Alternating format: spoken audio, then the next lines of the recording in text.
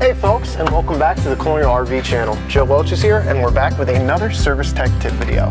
And today we're going to talk about one of the biggest nightmares for any RV owner, a stuck or a malfunctioning slide out. But don't worry, I'm here to help you through it. Today we're going to discuss how to diagnose your slide out issues to help you better understand your predicament. Are you ready? Let's go.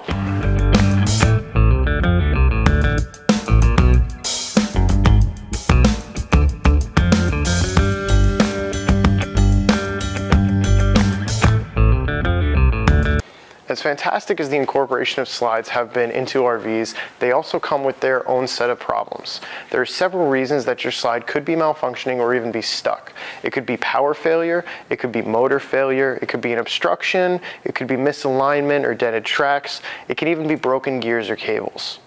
So you're on a road trip, enjoying the great outdoors, and then suddenly, your slides won't budge. What do? Well, the first thing to remember is not to panic. That's right, I said don't panic. Just take a deep breath and remember that we're here to help you. Let's go over these scenarios and how to handle them. In the event of a power or a motor failure, let's start by checking the battery. Make sure that it's fully charged and functioning properly. If the battery is dead, see if you can jump start it or if you can start the coach or plug into shore power to give you full power through the system. If the batteries are fine and you still have no power, then next we're going to go out to the outside compartment and check the Slimbrack slide control module. So in the outside compartment, usually under the slide, you will find the slide control module. This box will flash error codes when something's wrong with your slide.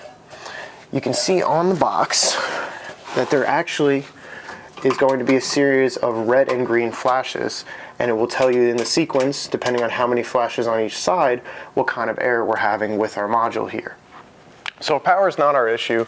Next, let's make sure that there are no obstructions that are preventing the slide from operating properly.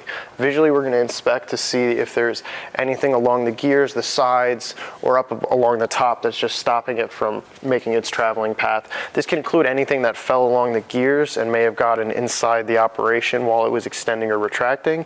And if you do see something that is obstructing its path, you want to carefully remove that item and see if it resolves the issue. Some RVs actually have a manual override switch that will allow you to manually extend or retract the slide out.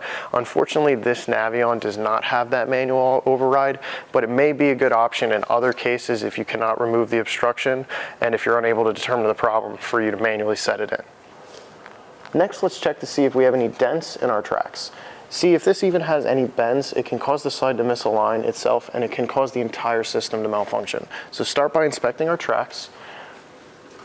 Looking closely, even the smallest dent can misalign this guy.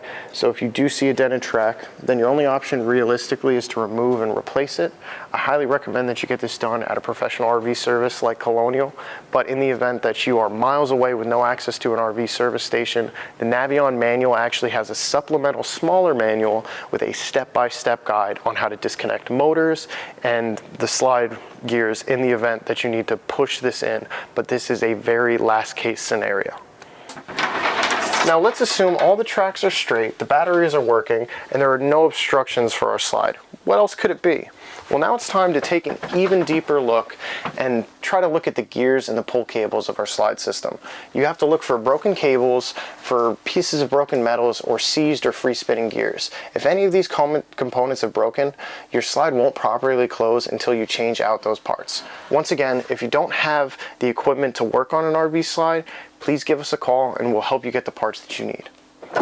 So to wrap everything up, if your RV slide out is malfunctioning or stuck, there are several things that you can do to troubleshoot and fix your problem. From checking the power source to replacing damaged parts, these steps can help you solve the issue and get your RV slide out functioning smoothly again.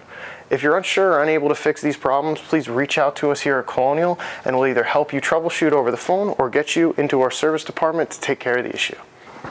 Before we end this video, we would really appreciate everyone hitting that like button and subscribing if they haven't already. And if you found this video helpful or you have any questions, please feel free to leave us a comment below or reach out to us at colonialrv.com. Our phone number is 800-265-9019. My name is Joe Welches, and I hope to see you all again in the next Colonial Service Tip video.